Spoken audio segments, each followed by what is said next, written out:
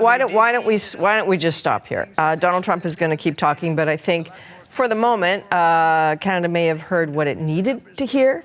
That was the Rose Garden. It still is the Rose Garden event for what Donald Trump calls one of the most important days in American history. It's Declaration of Economic Independence, if you will. He took aim at tariffs, at non-monetary barriers, which he said were sometimes worse than the monetary ones. And he said that effective at midnight, there will be a 25% tariff on all foreign-made automobiles. How that is defined will be in the fine print. He talked of how Canada imposes a 250 to 300% tariff on dairy products. He said, we don't like it. He said, with countries like Canada, we subsidize a lot of them, close to $200 billion a year, which has been said again and again. It is not true. It's not true in the dollar figure. It's not true in the characterization of a subsidy. He continued to say we can't pay the deficits of Canada anymore. Again, that is not something that has happened. He said NAFTA, interestingly, was the worst trade deal that ever happened. He offered lots of numbers in there, lots of fact-checking required for that. He said deficits are not an economic problem, but a matter of national security. At one point, he brought out a prop. It was a chart. He listed off all of the countries. Our producers have been grabbing a photograph of that chart. As soon as we get it, we will show it to you. But interestingly, on the chart that had like Canada, Taiwan, India, Sri Lanka, China, Taiwan, India, Sri Lanka did not mention Canada by name. We've looked at the chart.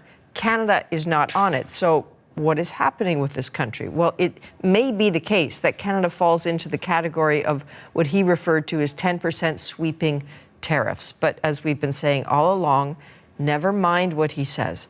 It will be the wording in the executive orders that will tell the accurate story. If you were looking at that Rose Garden event, you will notice that there is a little table beside the podium, and on the table are a series of binders, a few Sharpies. So the anticipation is that there will be an executive order or several of them signed in front of that crowd. So as we talk, and he's still at the podium, our producers are listening. If he says something that is germane to Canada, we'll pop back in there. But in the interim, let's break away from that and break this down with our chief political correspondent, Rosemary Barton, Power and Politics host, David Cochran. So, Rosie, your immediate gut reaction to what you just heard? I think what Canada can take away, and will, of course, as you said, wait for confirmation in the executive order, is that we probably fall under the category of a 10% universal reciprocal tariff. That is still devastating for Canada. We are going from having no tariffs under a free trade agreement that has been in existence for decades now to having a 10% tariffs on all Canadian exports. Again, we'll see whether there are carve-outs and exemptions, but in the little bit of information that the president has presented there, that is at least how I interpret it. I mean, good that we're not on the chart, I guess. Good that the amount is not more than 10% potentially. And I should say that Katie and I are both working our sources to see if we can get confirmation from the Canadian government on that 10%. But, the Canadian government was watching that just like everybody else, because that's how the White House does these things, even though there were conversations even as recently as yesterday and today with the Commerce Secretary. I would say one other thing, the fact that, and then I'll let David say things, the fact that he singled out the supply management issue in Canada, I think should be worrying for Canada. This was, in the renegotiation of CUSMA in the first edition of Trump, an irritant right until the very end. It was the last thing they talked about, and it was the thing that got dealt with last. As recently as today, the Prime Minister has said supply management is not on the table. But some of the things that Donald Trump was asserting there are fiction. Yes, there you can get to tariffs of 250%, but in fact, that doesn't happen because there are quotas in terms of how much the United States can sell to Canada, and the U.S. has not exceeded those quotas. So they never get tariffed that high. That is simply not something that is true. It is possible, but it has not happened. And I would point out that Canada is still the second highest importer of U.S. dairy products. So this is an issue. Listen, supply management is an ongoing irritant for multiple countries with Canada, an ongoing complaint. But the way it is being presented here by the president is not accurate. But it is, I think, an indication that there are issues that he has with Canada. And if he's singling that one out, I think that we need to pay attention to that. Rosie, just while we've been talking to the chart, we do actually have the picture. Now, I just want to show folks that we're not making it up that Canada wasn't on the chart. So if we're able to bring that up from the control room, that would be great. There you go. Okay. Not the best picture. And unfortunately, the bar at the bottom, the breaking news bar, you're going to have to take my word for it, that the countries under the breaking news bar there, Canada's not one of them. So that is the prop, the chart that he held up. Canada is not on it. It only matters if Canada's on the executive order. So David Cochrane, I know you got lots to say. What are you thinking? Yeah, there are 50 countries on that chart who are hit with various levels of tariffs. They all seem to be about 50 cents on the dollar to a minimum of 10% of what they think is being done unfairly to the United States. Canada and Mexico are not part of this, which is relevant that Mexico is also not on that chart because of the North American Trade Pact that we have. And it does seem from the people I'm talking to, the belief, there's no confirmation, is that Canada falls into that 10% baseline tariff. Now, is that universal? Are there carve-outs for CUSMA-compliant sectors? Does this stack on top of steel and aluminum? Does this stack on top of auto tariffs? Does this stack on top of the earlier tariffs that they outlined, to deal with fentanyl, allegedly, and border migrations? It is remarkable, Adrian, that the world is learning what's happening to their economies from a prop chart being held up and read from in the Rose Garden by the President of the United States, like he's trying to sell you a timeshare in Florida. The ripple effects of this are astronomical. It is a list of grievances spelled out in percentages, and Donald Trump is essentially making it clear to countries that he wants you to be a market or a supplier of goods. He sure doesn't want you to be a competitor, doesn't even really want you to be a partner in some cases, and that this is, his vision of what needs to happen, not to rebalance trade, but so the U.S. kind of dominates trade. And this is an interesting reality to look at, from their biggest trading partner, their biggest market, and the most exposed economy to the whims of Donald Trump on the face of the earth. So while we were not on that chart as a country, they're very much in the blast radius of what he's doing there. And even at the low end of 10%, Mark Carney said the other day, their impression was they're getting the best of a bad deal. It's still a pretty bad deal. No kidding. And listen, as you see him talking, the president talking on the side of the screen there, it's pretty wide speech. Right now, he's been talking about Medicaid. So we've sort of veered off tariffs for the moment. But Rosie, just before the U.S. president spoke, I gather the prime minister put out a statement about supply management. What did he say? This was before the president mentioned it, but he did again reiterate his position that Canada's supply management is not on the negotiating table. And listen, that is the position of every Canadian politician, with the exception of, I think, Maxime Bernier, who's the head of the People's Party of Canada. And putting supply management on the table would mean the end of support in Quebec, to say the least, and probably Ontario as well, for any politician that did that. So there are political reasons for doing that as well. But it is also obviously a system that Canadian politicians believe works well for Canadian consumers and Canadian farmers, for that matter. I will just go back to the comment that the president made about NAFTA. It's not clear to me whether he's talking about the original NAFTA, but a good reminder that it was this president that renegotiated CUSMA and was happy with the deal that he walked away with when he was first president in his first term. So to now be deriding a deal as abusive and damaging to the American economy is quite extraordinary. And quite something, because he had many hands to play in those negotiations, and he walked away saying that the United States had come out ahead.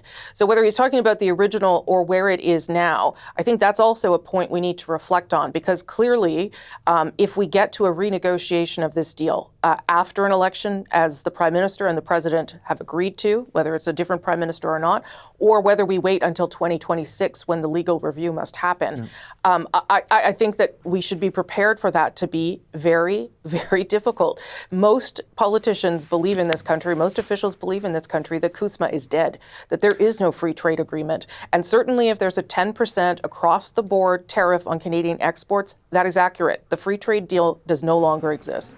If you're going to pull I got to jump in there for a second, go for Adrian, it. because just to add to the confusion, okay? CNN is reporting that Trump's policy will put in place a baseline 10% tariff on all goods from all countries except those compliant with the USMCA free trade agreement between Mexico, Canada, and the United States. Non-compliant goods will continue to be charged at a 25% rate. Importers of goods from other nations will begin paying the baseline 10% tariff on Saturday at 12:01 a.m. Eastern Time. So CNN is reporting that there appears to be an exemption for the USMCA free trade agreement partners, provided the goods are in compliance. Now, as we learned with the tariffs that were put in place a while ago, not every company that sends goods into the United States is compliant because sometimes the rules of origin are too complicated and too expensive to bother with. So they just pay the low baseline tariff and take the hit that way. This, though, seems to suggest, based on the reporting from CNN, that there is some sort of an exemption here. Again, we need to see the executive orders, but this is, again, the chaos of the president's approach to trade. And imagine running a small business right now and trying to figure out what you deliver, what orders you take. In addition, because Sarah in the control room has been listening, we haven't missed anything. He's talked about how pharma companies will come roaring back. Again, talked more about Medicaid. I did want to say, Rosie, when you were asking which free trade agreement is he talking about, if we pull out his timeline, first he said it was being ripped off for the last 50 years, and then he went at the last 30 years. So could be the OG NAFTA, not entirely sure. So as you see the U.S. president, he is appears to be heading out of the Rose Garden, unless he's headed meet the with some sign, I folks. think, is what's going to happen now. He That's moves what's away, happening. and an aide brings him the executive orders, holds them open, explains out loud. Typically, this is because we've done many of these over the last little while. Explains what's in it, and then the Sharpie comes out, and the big signature goes on. I'll just say, Adrian, we are obviously working sources, both Katie and David and I, to find out who has understood where Canada falls in this. Again, this confusion is to be expected and is normal from the president. But if there is on some planet that Canada has escaped entirely a tariff, the politics of that in this moment, in the beginning of an election campaign, are enormous. We know that phone call between the president and the prime minister went well. We know that after that phone call, Donald Trump no longer referred to the prime minister as governor, as he did with Justin Trudeau. And he certainly stopped his talk about the 51st state. If somehow we have been spared from this, the politics of that will be monumental in this election campaign. Of course, that's the part that we are trying to confirm. Okay. Again, I appreciate all the references to trying to waiting to listen, waiting to hear what's there. I know that's what everyone is doing. Why don't we take Adrian, a moment there's actually just, a longer list, if I can just jump in, a much, much, much longer list than the sort of the prop list with the first 50 names. Oh, good. It gets into much smaller countries, still no Canada, still no Mexico that I can see. But just to give you an example of how exhaustive this is, Saint-Pierre and Miquelon, the French islands off the southern coast of my home province, across from the Burin Peninsula, the area where my mother was born and raised, they are being hit with a 50% tariff from the United States. This is a very small French colony, overseas, just off the coast of southern Newfoundland. But the Turks and Caicos, Aruba, Montenegro, Gibraltar is being tariffed by the U.S. president. Barbados, Zimbabwe, Afghanistan, Malawi. It just goes on and on and on and on. But there is no Canada and there is no Mexico on either the short list that we saw him holding up as he did this, or on the longer list that has been circulated amongst reporters there. I would imagine Afghanistan. I would imagine people in Barbados are saying, "I'm sorry, what?" So lots more to learn here. Rosie and David, thank you very much. I know you've got Power and Politics coming up very shortly, David, and we'll be listening to you there. So thanks for that. So also, Adrian, we have a senior White House official. Exemption for USMCA compliant goods from Mexico and Canada will continue. So what does that mean? So we've been liberated on Liberation Day. I have no idea exactly what that means, but it sounds like the 10% tariff will not apply to any exports from Canada and Mexico into the United States if they are compliant with the standards of CUSMA. So we need to hear from the federal government here exactly if this is their understanding. Sure. The pattern has always been they do not say anything until they can read everything, right? You don't go off what a White House official says. You don't go off what the president says. You need to see the actual orders themselves. But if truly there is an exemption for Canada and Mexico, that changes the understanding of things today quite dramatically, and it points to the, I think it underscores the importance of the conversation that Mark Carney and Donald Trump had on Friday when they agreed that there would be a conversation that begins after this election on the larger conversation, the renegotiation of the trade, security, and defense relationship between the two countries, something Pierre Poilievre also talked about today at his speech today, saying that he would offer, should he win this election, become prime minister, to start an urgent renegotiation. But it seems like at this point, based on, this is an alert coming across our wires, that Liberation Day does not include the USMCA partners, at least not as a direct hit, if they're compliant with the conditions of the trade agreement. Again, this is our understanding right now at just before 5 p.m. Eastern Time. That could be very different at 5:01 Eastern Time, but this is what the alerts are telling us right now. this is exhausting for Canadians. Sure is. Sure is. Imagine, Adrian, your job, your house, your retirement, your kids' education, whether you can stay in that town, whether you have to move, all of that depends on certainty right now in the most uncertain economic time. And to underscore the fact that this is not driven by global events, this is all happening by choice. This is, if it's a recession of choice and by design based on the trade policy of the President of the United States. It creates instability for sure, and is not and is upsetting for the Canadians that have had to live through this now for months on end. But let's be clear, if we are exempt entirely from a tariff, that is a significant win for the country. That means that we, in order to become CUSMA compliant, NAFTA compliant, it is essentially paperwork that must be done, and businesses haven't always done that paperwork. It may also mean that they have to find American or Canadian parts for a good that they are exporting to the United States, but there are ways to be compliant. Most people believe that we can get to about 90% of goods exported to hit compliance. That means that the trade deal is not what it was, but that there is a breath of air, at least, left in it. And it indicates as well that if there is going to be a broader renegotiation of this deal after, that there are some things that we can work on and work towards. A 10% tariff would have been devastating on multiple sectors, it does seem as though this is fairly good news. Again, if this is happening in the midst of an election campaign where Canada is now exempt from a tariff, and you have a Liberal leader, aka the Prime Minister, who has managed to negotiate this, the ramifications of that will echo very loudly through this campaign. And I think on a personal level for Canadians too, who will be waiting to find out if it's true. Yep. I'm not convinced that you will see those elbows come down, right? There has been a wound that is going to take a long time to heal. Yeah, and indeed, Mark Carney has talked about the lost trust, the broken trust between Canada and the United States. And let's be clear, I would imagine the 25% on steel and aluminum remains. I would imagine that part of the auto sector is still going to be hit by tariffs starting tomorrow. So it is not as though we are spared from everything. Right. But the damage is certainly potentially much lesser than what we expected, and that what other countries are going to have to deal with immediately.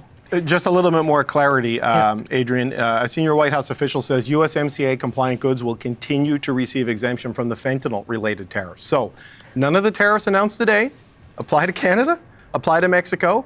The pause button that was pressed on the global sort of tariffs, that continues to be paused. The steel and aluminum and the auto part ones that are going to come in at midnight tonight, those will still come into effect and have an impact on Canada. Though, as we learned when those were announced, there will be a sliding scale as they do sort of this tariff-related vivisection of a North American automobile to see how much is U.S. Parts versus Canadian parts, and then the tariff will be on a sliding scale based on that. Now, the practicality of that is a mystery to me, like many of the things that are happening in this. But essentially, this buildup and this anxiety leading to this day affects everybody else except Canada and Mexico, is the conclusion you can draw from this. Because for whatever reason, whether it was the phone call last week, whether it was the trillions and trillions of dollars in lost wealth on the U.S. stock market since Donald Trump has started talking about tariffs, whether it is the pressure from Republicans and Democrats at the Senate, House, and governor level in all the states that are affected by this, the big three automakers going to the White House, the chambers of commerce, whether it's all of that, he's punted on essentially a stated policy goal. It still hangs out there, and it still affects those very specific sectors. Yep. But the global disruption to our trading relationship, at least, is yet again in some form of abeyance until it's not. Right. But here's where we are right now. Okay. It also means, Adrian, that the counter tariffs won't go ahead, Right, presumably. yeah. If this is happening, then it means that the government does not need to put further counter tariffs on the United States, which ultimately also helps Canadians, right? Because it means that the cost of goods coming from the United States will not go up in the immediate either. Not to be distrustful, but I'm going to put a big asterisk beside all of this, because let's wait to see what the paperwork actually says. But I hear everything you're saying. This could be absolutely huge. There's a tariff on the asterisk, though, Adrian. Right, Just remember that. Of course.